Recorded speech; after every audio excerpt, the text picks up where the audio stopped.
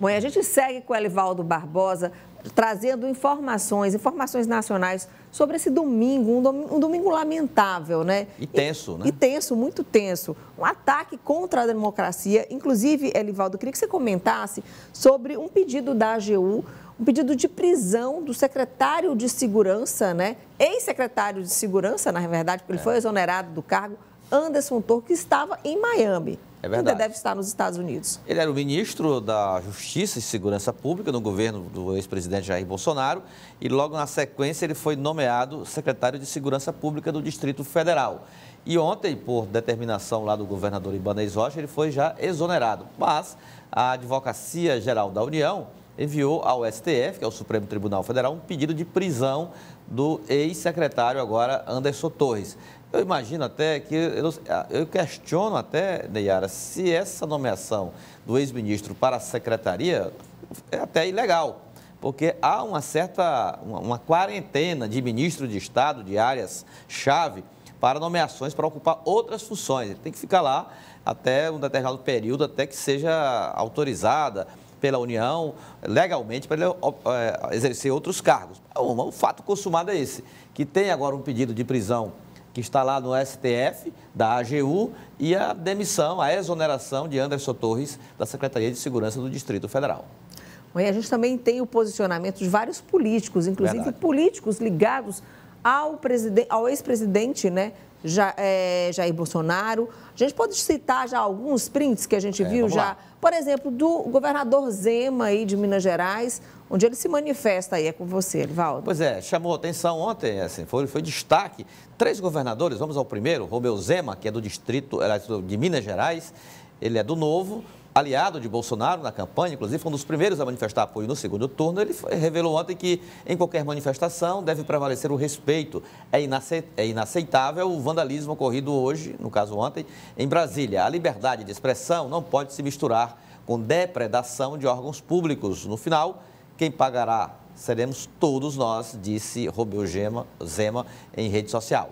Tarcísio Gomes de Freitas, também bolsonarista, governador de São Paulo, falou que para que o Brasil possa caminhar, o debate deve ser o de ideias e a oposição deve ser responsável, apontando direções. Manifestações perdem a legitimidade e a razão a partir do momento em que há violência, depredação ou cerceamento dos direitos. Não admitiremos isso no estado de São Paulo, disse Tarcísio Freitas.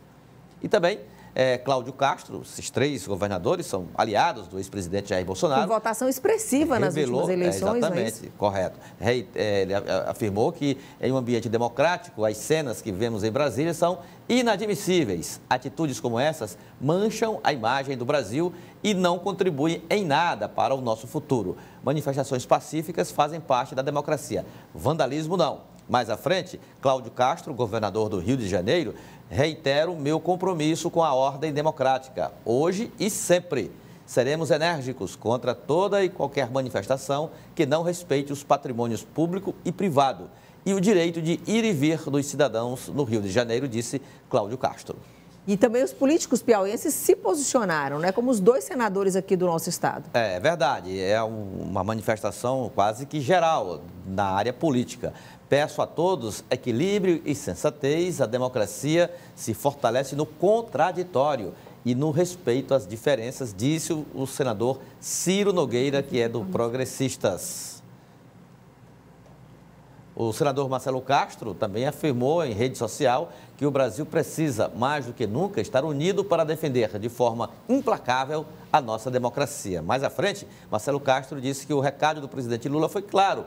Criminosos que participaram de atos antidemocráticos e depredam o patrimônio público serão identificados e punidos, assim como os financiadores desses atos golpistas. Marcelo Castro disse ainda que o Distrito Federal está sob intervenção federal na segurança e a ordem será restabelecida. O Congresso Nacional já está convocado para apreciar o decreto de intervenção. Estamos unidos em defesa do Estado Democrático de Direito. Inclusive, hoje, o senador Rodrigo Pacheco, que é o presidente do Congresso Nacional, que congrega as 2 casas, Câmara e Senado, já convocou o Congresso Nacional extraordinariamente, porque está em recesso, né, para exatamente apreciar essa situação tensa em que vive o país e, mais especificamente, a decisão de ontem do presidente Lula da intervenção no Distrito Federal na área de segurança, que precisa do aval do Congresso Nacional.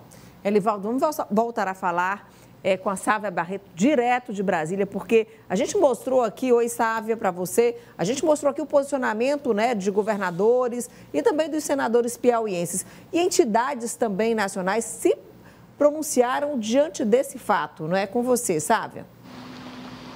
Olha, a gente tem o registro da nota do Fórum Nacional de Governadores, em que eles criticam os atos de vandalismo, mas, acima de tudo, se colocam à disposição do governo federal para o envio de forças militares estaduais e cobram a apuração da devida responsabilidade, seja por conivência, seja por leniência das autoridades públicas. A gente sabe que a relação governo federal e os entes estaduais foi prejudicada, teve muito conflito, principalmente por conta das políticas de combate à Covid-19 no governo Bolsonaro, e existe aí um gesto público do presidente Lula de restabelecer esse diálogo com os governadores, tanto que a reunião que ia acontecer apenas no final do mês com os governadores, ela foi antecipada, vai acontecer hoje, porque existe uma preocupação de cada governador, e isso acontece aqui, no Piauí também, com o governador Rafael Fonteles, de que esses atos antidemocráticos possam reverberar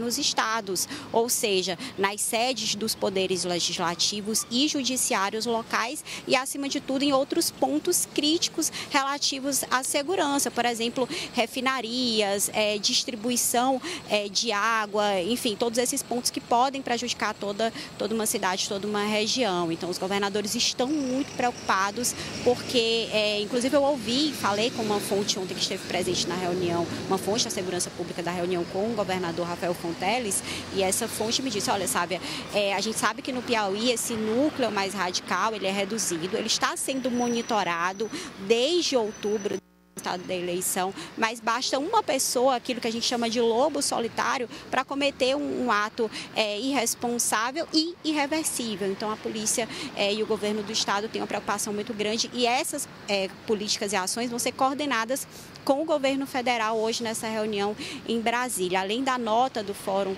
Nacional de Governadores, teve um outro registro importante, que é a Associação de Imprensa Nacional, porque a gente sabe de vários registros de jornalistas, repórteres fotográficos que estavam tentando cobrir, mostrar para a população em loco o que estava acontecendo ontem em Brasília.